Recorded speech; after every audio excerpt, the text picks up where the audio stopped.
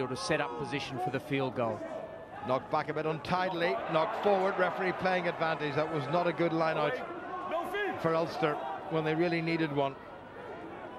Ali Muldowney.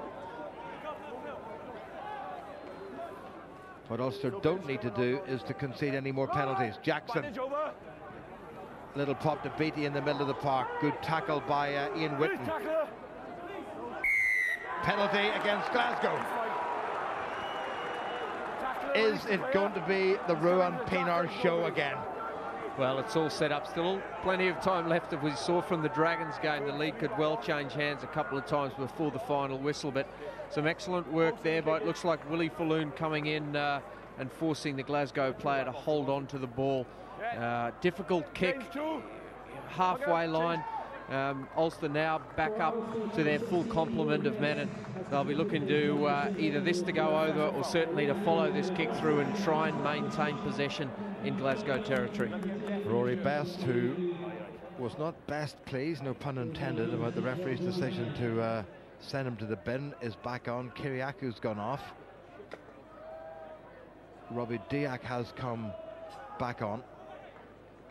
So Ruan Pienaar with this chance to restore the Ulster lead.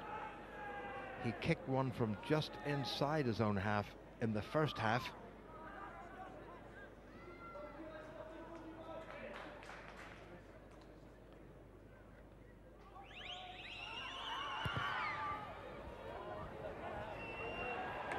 What a great kick by Pienaar.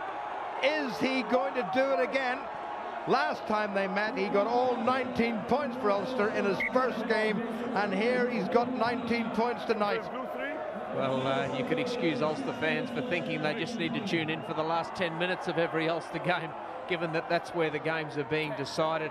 But crucial now for Ulster that they focus on the kick-off receipt. They've seen what can happen last week if you don't secure possession.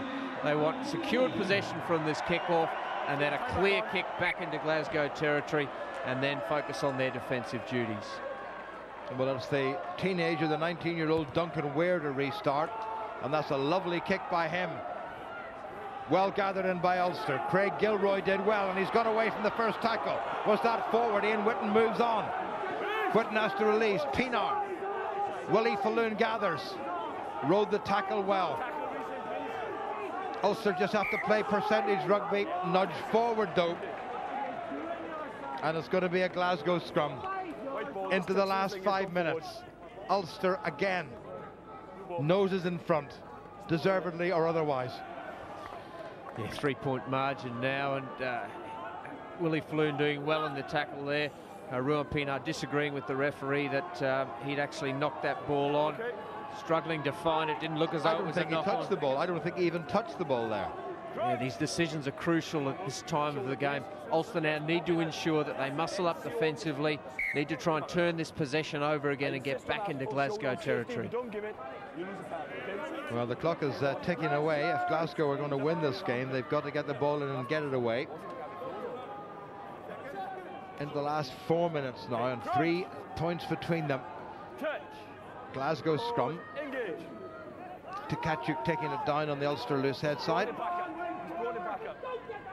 And it comes back up again. It's going to be a pick up and drive by Beattie on the narrow side. That's not well done. Back it goes. Ulster need to win the ball in the deck, and they haven't.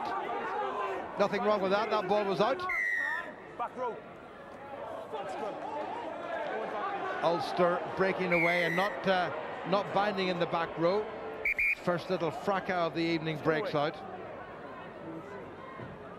Paddy Wallace in the middle of it. Yeah, Paddy Wallace certainly didn't look like the instigator there, but looked like he got a couple of nice little uppercuts in there once he'd attracted the attention of that aggressor.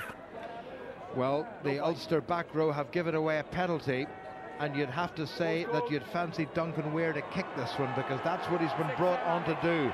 And Ulster really had the winning of this game. All they had to do, Ryan, was not give away a penalty, and they were home and dry. Less than 3 minutes to go. Yeah, Diak just took the outside hand away at the very last minute, and the touch judge on the near side called that. So here's Weir to level this game with just over 2 minutes to go.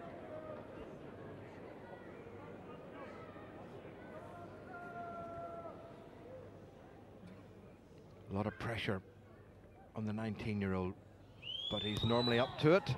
That's a scruffy old kick, and he's made it. Well, the Glasgow fans will be ecstatic, and Ulster will be totally down about that one. And it was a silly, silly penalty to give away just when Ulster had the winning of this game. And this is shaping up to be exactly the same as it was against the Dragons, except this time Ulster are in level terms, and they have 2 minutes in which to salvage this game, or certainly win this game. Good restart kick by Pienaar, taken in by Ali Muldowney, who's been terrific all evening for Glasgow. Glasgow will be pretty happy with something of a makeshift side, holding quarter or semi-final aspirants Ulster to 19 apiece. Colin Gregor launches it high, knocked forward by Ulster. Advantage to Glasgow. Glasgow scrum, a minute and a half to go, and it's not going to be a good night at Fairhill for Ulster. Silly penalty to give away right at the death, wasn't it? Yeah, well, Ulster were the recipient of a similar penalty away to the Scarlets for not maintaining the bind. Now, there was a Glasgow player pulling on Robbie Dyak's jersey and trying to hold him in that scrum, and probably reacting to try and get that away and the resultant penalty. Ulster lucky on that occasion as the ball bounced forward and a retreating player picked it up, not to get a penalty against them. Richie Vernon back on the field, so Glasgow now back to their full complement of 15 players into the final minute.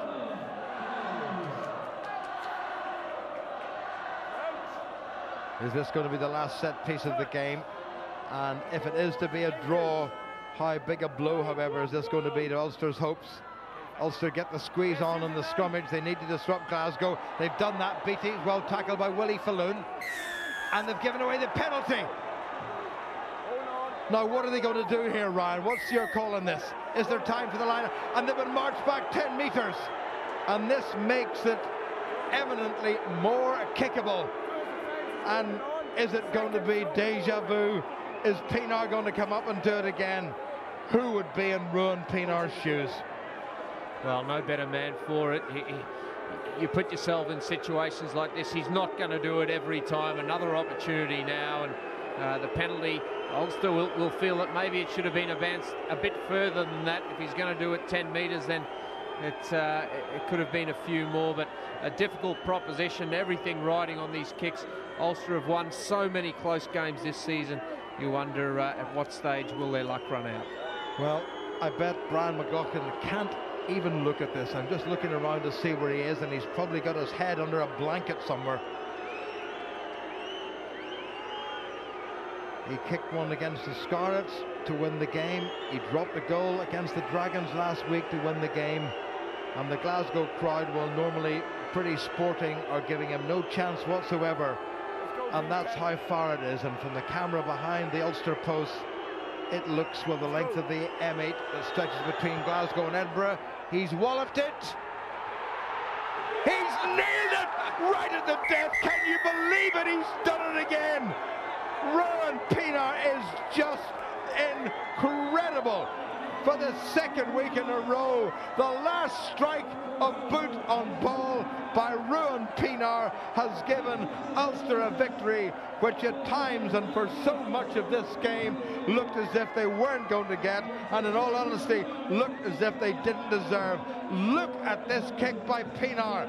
This fellow has got ice water in his veins. What a wallop he gave it. What exultation. What relief. Ryan Constable. Oh, outstanding stuff. And as Ruan Pienaar was lining up that kick, twice the referee said, hurry up 10, please. So I'm sure Ruan Pienaar not too happy with the referee giving him the hurry up while he was lining up for that very important kick. And Ulster just continue to eke out these results.